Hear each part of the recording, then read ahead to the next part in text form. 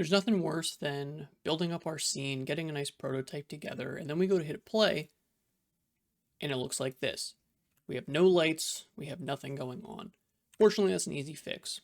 What we have to do is up at the top of our screen, we can edit the sun and environment settings and simply just add it to the scene for both the sun and our environment. And doing it pretty quickly like that, we'll add a node for our world environment and a directional light that, because they're a node, we can make changes to them however we see fit over on the inspector. What this does for me is when I run my project now, we're going to have the world environment, so we'll have our skybox, and we'll have the light that's going to be casting shadows and everything in our scene. But it still looks a little dreary. It's just blank white, it's hard to see, and really get depth on what we're looking for. So that's an easy fix too. What we're going to do is we're going to go to the asset library, and we're going to look for Kenny in here. And there are Kenny's prototype textures.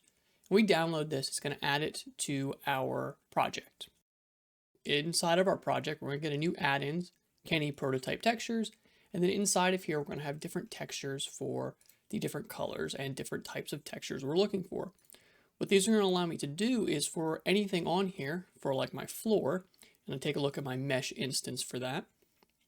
For the material, I can take one of these textures, drag it over, and just make sure that in my UV1, I set that to triplanar.